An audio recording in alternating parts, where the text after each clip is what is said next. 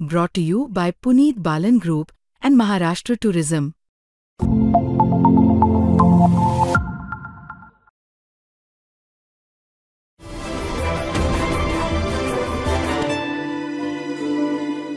मी आवाहन केल्यानंतर एक बाई मुख्याध्यापिका ज्या होत्या एका शाळेच्या त्या आल्या आणि त्या अतिशय अशा तिखट स्वरात माझ्याशी बोलत त्या म्हणाल्या की आमची शाळा इंग्रजी आहे कारण पालकांचं तसा हे आहे काय बरं पालकांची मागणी आहे म्हणून आम्ही इंग्रजी माध्यमाची शाळा सुरू केलेली आहे पण आमच्याकडे अजूनही मराठीच संस्कृती आहे. वारी काढणं गणेशोत्सव साजरा करणं म्हणजे मराठी संस्कृती असं त्यांना वाटतं. आपलं अत्यंत बेगडी प्रेम आहे आपल्या भाषेवरती.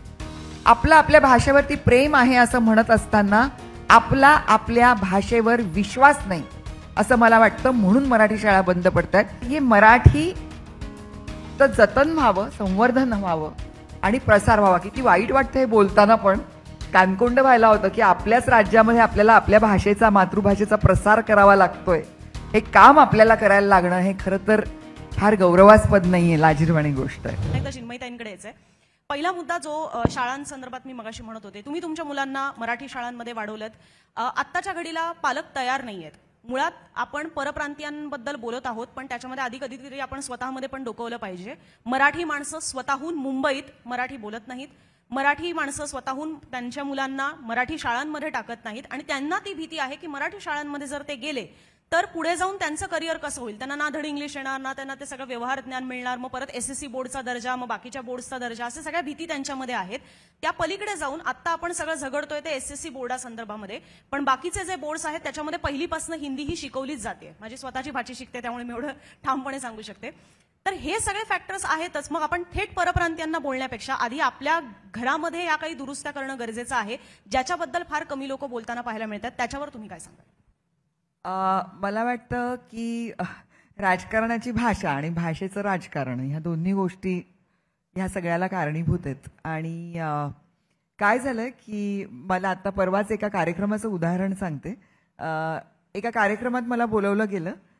तुमच्यासारखे चॅनल सध्या फार प्रसिद्धी देतात आम्हा आंदोलन करताना, त्याच्यामुळे एक वेगळंच ग्लॅमर प्राप्त झालंय आम्हाला सगळ्यांना. त्याच्यामुळे खूप ठिकाणी बोलवलं जातं. तर काही शाळांच्या ज्या शाळांचे निकाल 100% लागलेले आहेत 10वीचे अशा मुख्याध्यापकांचा सत्कार होता आणि त्याच्यासाठी त्यांनी मला प्रमुख पाहुणी म्हणून बोलवलं होतं. आणि तिकडे जेव्हा मी गेले होते तेव्हा माझं हे व्रत किंवा वसा आहे की मराठी शाळां म्हणजे जिथे कुठे माईक मिळेल, जे आज पण आहे, आणि मंच मिळेल तिथे मी सांगते की आपल्या लेकरांना, शेजाऱ्यांच्या लेकरांना मराठी शाळेमध्ये धाडा, मराठीवरती विश्वास ठेवा असं मी नेहमी आवाहन करत असते. तसं मी आवाहन केल्यानंतर एक बाई मुख्याध्यापिका ज्या होत्या एका शाळेच्या त्या आल्या आणि त्या अतिशय अशा तिखट स्वरात माझ्याशी बोलत त्या म्हणाल्या की आमची शाळा इंग्रजी आहे कारण पालकांचं तसा हे आहे काय बरं पालकांची मागणी आहे म्हणून आम्ही इंग्रजी माध्यमाची शाळा सुरू केलेली आहे पण आमच्याकडे अजूनही मराठीच संस्कृती आहे. वारी काढणं गणेशोत्सव साजरा करणं म्हणजे मराठी संस्कृती असं त्यांना वाटतं. मग भाषेला दुय्यम महत्त्व दिलं तरी चालतं. तर हीच गल्लत सगळ्यांच्या मनामध्ये आहे.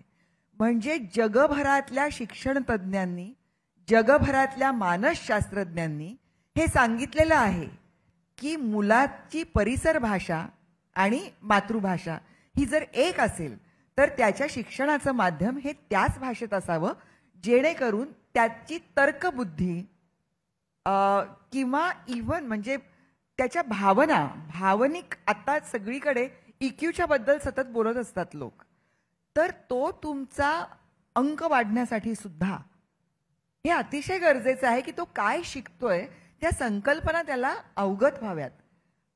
2.5 वर्षाचं मूल म्हणजे पुढे जाऊन त्या मुलाला प्रॉब्लेम होईल हे एकतर वाक्य मराठीतलं नाहीच मला वाटत, पण आगे जाके प्रॉब्लेम होगा, आगे जाके समस्या आएगी ह्याचं हे शब्दशः पुढे जाऊन त्याला प्रॉब्लेम होईल असं मराठी आपण बोलू लागलोय ते ठीक आहे. पण ते मला असं वाटतं की तेही एक वेळ चालेल.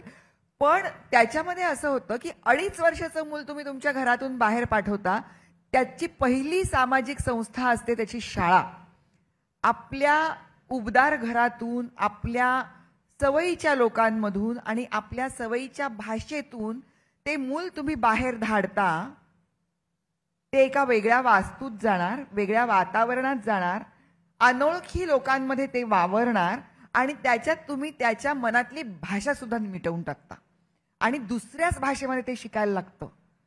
म्हणजे कित्येकदा ती मुलं प्रश्नच विचारत नाहीत, कारण त्याला माहिती नसतं की हे मी कसं विचारू. म्हणजे साधीशी गोष्ट असते की मला शूला जायचंय, हे कसं सांगू. म्हणजे एक तर असं होतं की त्याच्यासाठी खाणाखुणा वापरायच्या, किंवा मग ते ट्रान्सलेशन करण्यामध्ये, त्याचं भाषांतर अनुवाद करण्यामध्येच त्या लेकराचा इतका वेळ जातोय. पण ते घरी येऊन तुम्हाला सांगणार नसतं की आय एम स्ट्रेस्ड, माझ्या मनावरती ताण आहे, हे 2.5 वर्षाचं मूल सांगणार नाही. म्हणून तुम्ही असं म्हणता नाही त्याच्यासाठी ही खूप सहज गोष्ट आहे.